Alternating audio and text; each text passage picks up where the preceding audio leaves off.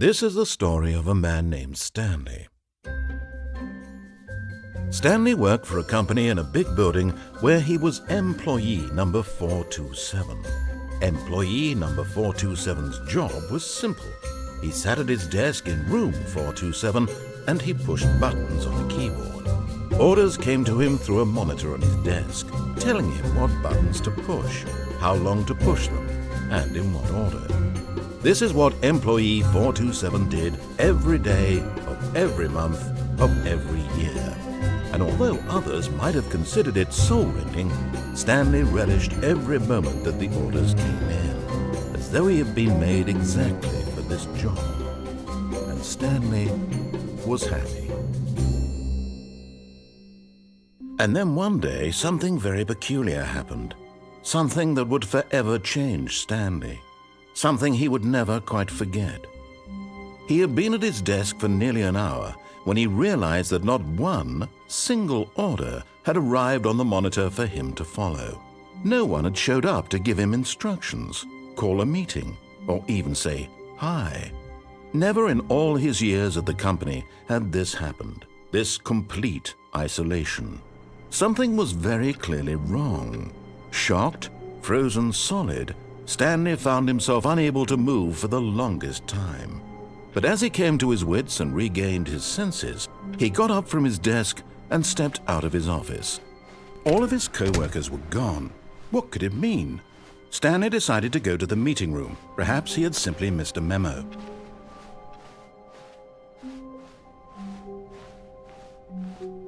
When Stanley came to a set of 2 open doors, he entered the door on his left.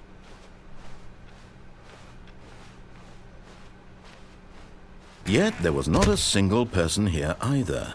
Feeling a wave of disbelief, Stanley decided to go up to his boss's office. Coming to a staircase, Stanley walked upstairs to his boss's office.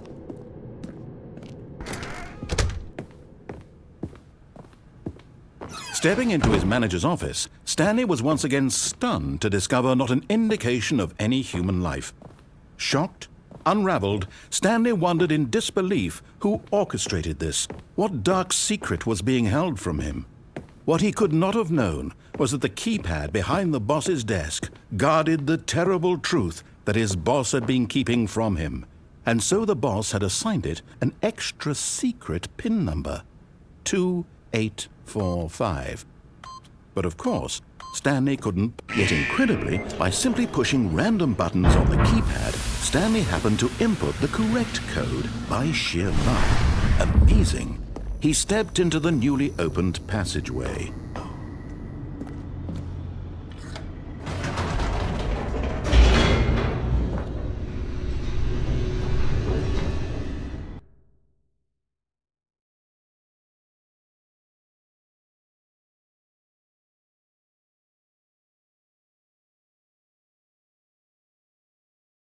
Descending deeper into the building, Stanley realized he felt a bit peculiar. It was a stirring of emotion in his chest, as though he felt more free to think for himself, to question the nature of his job. Why did he feel this now, when for years it had never occurred to him? This question would not go unanswered for long. Whoops, nope, never mind. Stanley actually got back into the elevator and went back up. Silly me. Why did Stanley do that when he knew that it would just lead back to his boss's office? Well, that's a great question. I just can't wait to find out.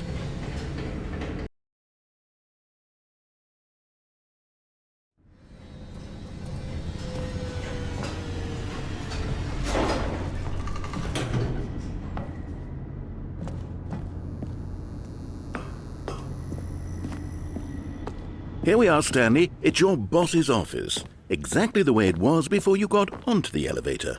It's still just exactly what it is. What a decision you've made to come up here and look at the office again. This has fleshed out the plot of the story in new and fascinating ways I could have never anticipated. It's that keen eye for storytelling that you have, an incisive rapid fire of critical plot points, one after the other, weaving a rich tapestry of uncompromising narrative. Wow! I'm bolted to the edge of my seat.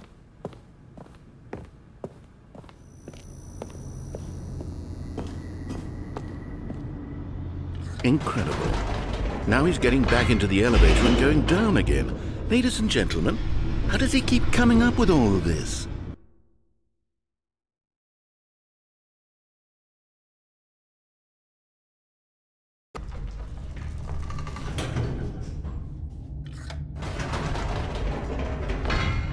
Did you think we were going to go forward down the spooky corridor? No. It's time once again to go back up in the elevator. I can't even begin to grapple with what might be up there. Is it the boss's office again?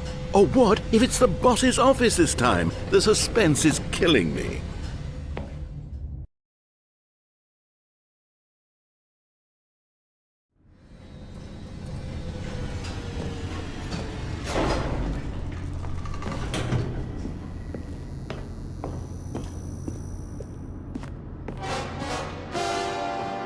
Oh my God, it's the boss's office. This absolutely changes everything for me.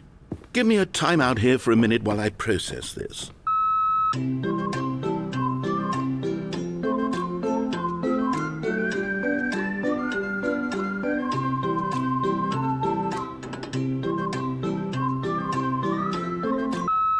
Okay, I'm ready.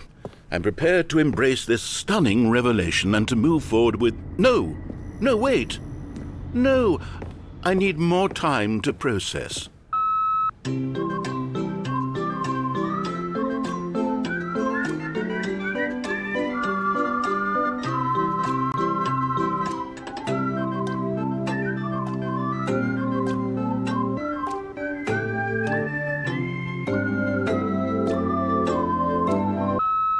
All right, I have fully come to terms with it. I have made space in my worldview for this astonishing new reality. As before, I turn to your expert eye for gripping narrative, Master Stanley. Of course, going back down in the elevator. How did I not anticipate it? I mean, sure, now it's obvious, but you have to understand that 30 seconds ago, this kind of thing had never been attempted before. I had no frame of reference to even anticipate it. That's just how revelatory Stanley's decision-making is, a breath of fresh air in a landscape of storytelling that has grown stale and repetitive.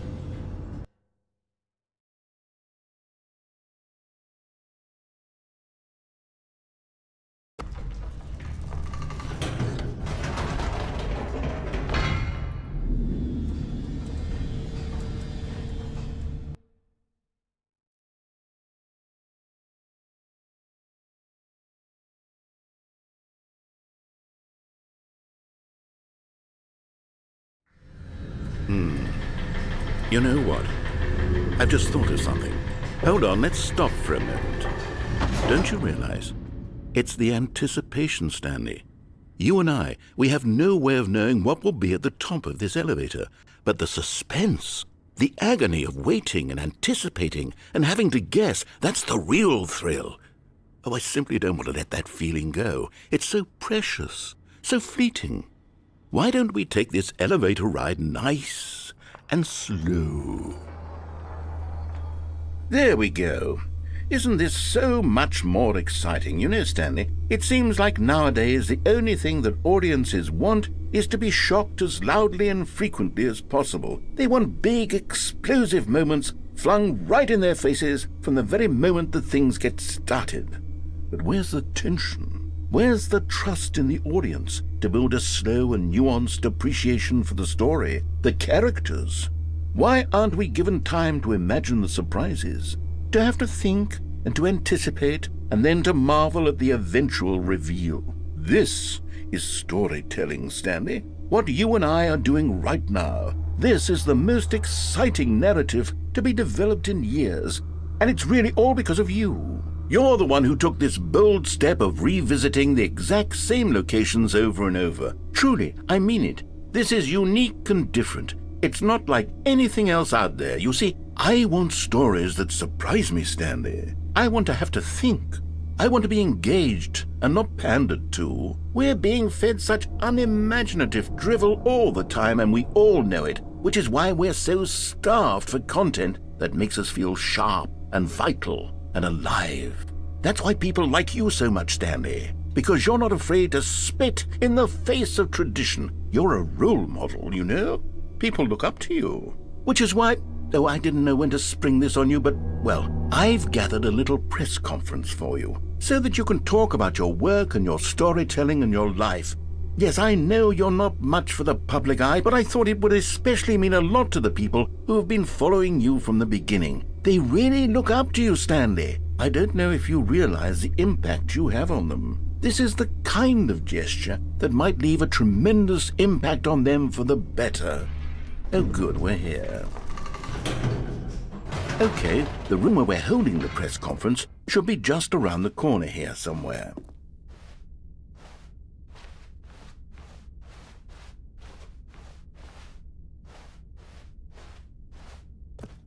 Ah, yes, here it is, just through this door. All right, are you ready? I've told them you're going to speak a little bit about the nature of surprise in storytelling and what it means to craft a truly unpredictable narrative. Oh, don't worry, you'll do great. Just be yourself and speak from the heart. I'm really proud of you, Stanley. Okay, it looks like they're ready for you. Go get 'em.